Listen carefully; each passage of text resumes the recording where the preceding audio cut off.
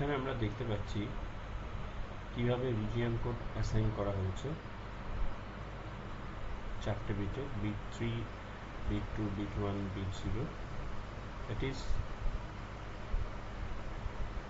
x min x, x max, y min, y max এগুলোকে সব use করে।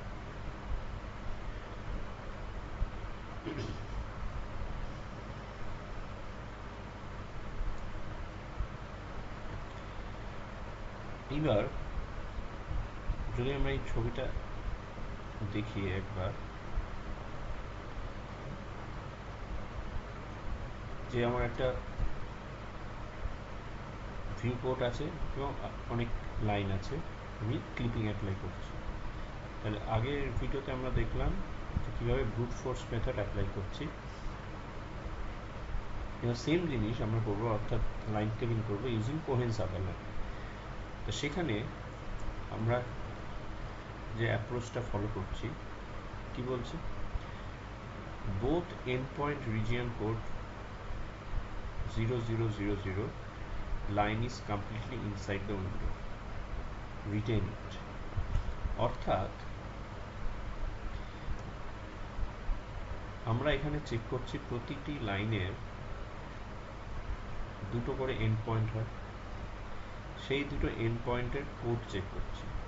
অর্থাৎ আমরা এখানে রিজিয়ন কোড অ্যাসাইন করছি। এখান থেকে যখন আমি লাইনগুলো ড্র করব, তাহলে আমি দেখব এই প্রতিটা এন্ড পয়েন্ট কোন রিজিয়নে বিলং করছে। যেমন এখানে যদি বলি লাইন L1 এর ক্ষেত্রে একটা এন্ড পয়েন্ট এইটা এবং আরেকটা এন্ড পয়েন্ট এইটা, এই এন্ড পয়েন্টটা কোন রিজিয়নে বিলং করছে এবং তার কোড কি, তার কোড হচ্ছে all zeros within the window. এই এন্ড পয়েন্টটা লাইন L1 এর এই এন্ড পয়েন্টটা, এরও কোড যদি বলি অল জিরোস। কিন্তু L2 এর ক্ষেত্রে কি সেটা হচ্ছে না, L3 এর ক্ষেত্রে সেটা হচ্ছে না, L4 এর ক্ষেত্রে সেটা হচ্ছে না। সুতরাং আমরা সবগুলো ডিসকাস করতে হবে। সেটাই বলেছে, যদি কোনো লাইন সেগমেন্ট বা লাইনের both end point region code all zeros হয়, the line is completely inside the window. লাইনটা কনফার্ম করে বলতে পারি যে পুরোপুরি উইন্ডোর মধ্যে বিলং করছে। আমাদের দেখে মনে হবে এটার কঠিন কি ব্যাপার, কিন্তু এখানে আমাদের ড্রয়িংয়ে চারটে লাইন আছে, এরকম 400, 4000, 40,000 এবং এরকম প্রচুর লাইন থাকতে পারতো। সুতরাং তখন কিভাবে আমরা চোখে দেখে তো আর বলা যাবে না, সুতরাং সেটা আমরা তখন কিভাবে মেশিন কম্পিউটার প্রোগ্রামের মাধ্যমে আমরা সেটা ডিটারমাইন করব, which line is inside the window and which is completely outside the window or partially outside the window. Next বলছে logical and of both steps, both endpoints, অর্থাৎ একটি লাইন সেগমেন্টের দুটো এন্ড পয়েন্ট যেটা আছে তাদের আমি অ্যান্ড করলাম, লজিক্যাল অ্যান্ড। যদি সেই রেজাল্ট না জিরো হয়, not all zeros, line is completely outside, discard it entirely. তাহলে আমাদের এক্সাম্পলে এখানে লাইন L4 যার দুটো এন্ড পয়েন্টে 4 বিট করে যে কোড আছে, এটাকে যদি আমরা অ্যান্ডিং করি, যে রেজাল্টটা আসবে সেটা অবশ্যই সম্পূর্ণরূপে অল জিরোস হবে না। ঠিক আছে, সেটা আমরা এখান থেকেও দেখতে পারি যে আমরা যদি আজকে 10100010 এই দুটোর অ্যান্ডিং করি, তাহলে নিশ্চয়ই অল জিরো আসছে না। যদি এই দুটোর অ্যান্ডিং করি, সেখানেও আসছে না অল জিরোস। সুতরাং এটা যে কোনো ক্ষেত্রে সেটা এই দিকেও হতে পারে, এই দিকেও কোনো লাইন থাকতে পারে, এই দিকেও কোনো লাইন থাকতে পারে। যে আমি যদি এই দুটো এন্ড করি তাহলে অল জিরোস পাবো না, একইভাবে এই দুটো যদি লিঙ্ক করি এই দুটো রিজিয়নের, সেখানে অল জিরোস পাবো না। সুতরাং যদি অল জিরো না আসে তাহলে সেখান থেকে আমরা বলতে পারি যে লাইনটা পুরোপুরিভাবে completely outside the window, so we can easily ignore that line. Fine. এছাড়া আর কি কি কেস হতে পারে? এছাড়া হতে পারে আমাদের এক্সাম্পলে L2, লাইন L2 যার একটা এন্ড পয়েন্ট উইন্ডোর ভেতরে একটা এন্ড পয়েন্ট বাইরে, অথবা L3 যার দুটো এন্ড পয়েন্টই বাইরে, উইন্ডোর বাইরে, মাঝখান পোর্শনটা উইন্ডোর ভেতর। সুতরাং সেক্ষেত্রে আমরা কি করছি? For all other cases do the following: calculate line intersection point with window boundaries, follow some order for checking, that is left, right, bottom, top।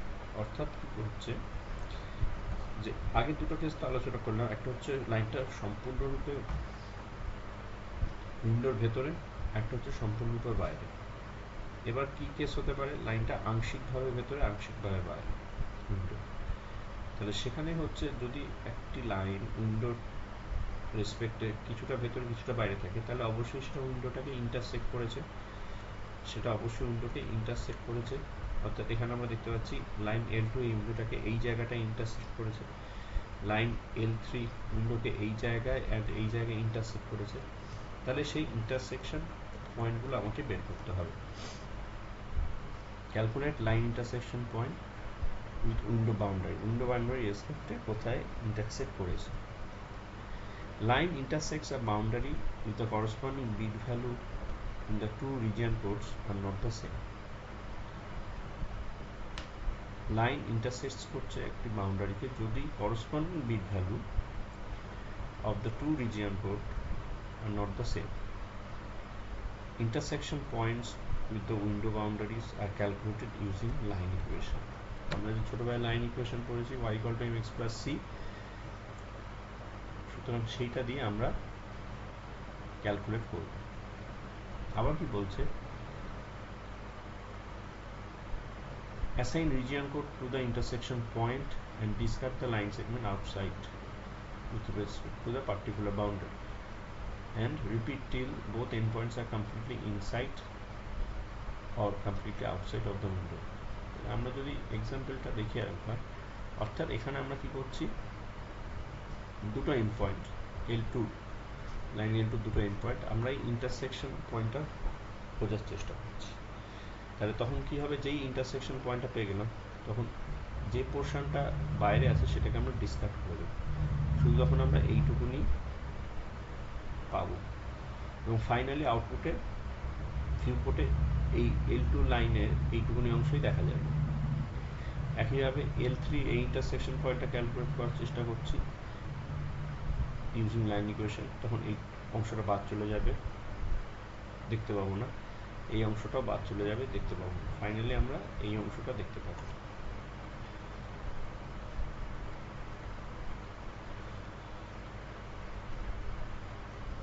কি বলা হচ্ছে যে consider a line with the end points x1 y1 x2 y2। ধরি যে কোনো একটি line, যেটা আমরা L2 L3 আলোচনা করছি, দুটো এন্ড পয়েন্ট হচ্ছে x1 y1 x2 y2।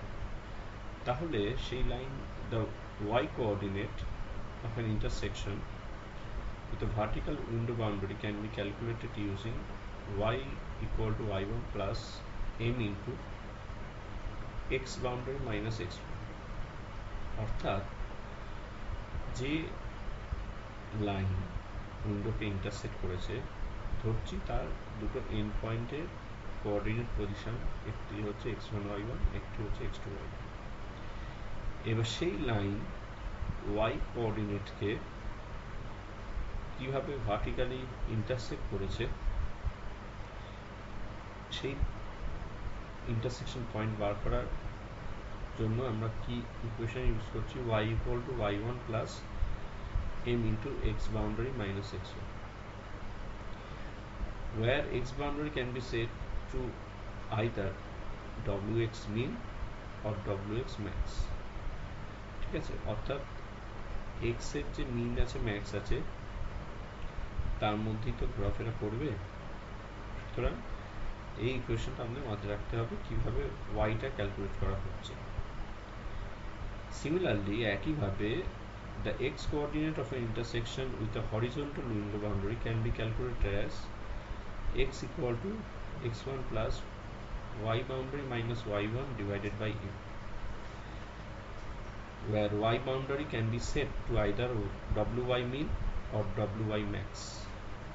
অবশ্যই এখানে m হচ্ছে স্লোপ স্ট্রেট লাইনের, যেটা আমরা ছোটবেলায় পড়েছি, m is the slope, এবং তার ইকুয়েশন হচ্ছে m equal to y2 minus y1 divided by x2 minus x1. সুতরাং তিন ধরনের কেসেস দেখা যাচ্ছে কোহেন সাদারল্যান্ডে, যে কিছু লাইন হতে পারে যেটা সম্পূর্ণরূপে উইন্ডোর ভেতরে এক্সিস্ট করছে, কিছু লাইন যেটা উইন্ডোর থেকে সম্পূর্ণরূপে আলাদাভাবে এক্সিস্ট করছে, আর কিছু লাইন ইন বিটুইন। তাহলে সেই ইন বিটুইন লাইন যদি আমরা পেতে চাই, ক্লিপ করতে চাই, তখন আমাকে দেখতে হবে সেই লাইন উইন্ডোতে কোথায় ইন্টারসেক্ট করছে, সেই ইন্টারসেকশন পয়েন্টটা আমাকে খুঁজে বের করতে হবে ইউজিং দিস লাইন ইকুয়েশনস, যে সেটা কোথায় ওয়াই কোঅর্ডিনেটকে ইন্টারসেক্ট করছে এবং সেটা এক্স কোঅর্ডিনেটকে কোথায় ইন্টারসেক্ট করছে।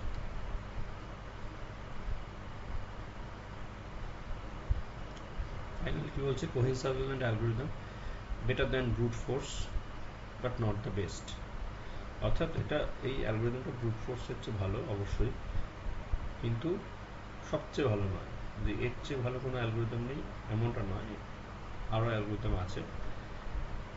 Next, works well when the number of lines which can be clipped without further processing is large compared to the size of the input set. Still checks for some lines that are completely outside. ঠিক আছে, সুতরাং কি বলছে, যখন এই অ্যালগরিদমটা ভালো perform করবে, works well when the number of lines can be clipped without further processing is large compared to the size of the input, তার রেসপেক্টে অনেক যদি বড় হয়। এছাড়াও অন্যান্য অ্যালগরিদমের মধ্যে যেটা আছে লিয়াং বার্স্কি অ্যালগরিদম, যেটা হচ্ছে parametric line clipping algorithm, reduces intersection calculation further than Cohen Sutherland algorithm. সুতরাং আরও কোহেন সাদারল্যান্ডের চেয়েও আরও বেটারমেন্ট হচ্ছে লিয়াং বার্স্কি অ্যালগরিদম।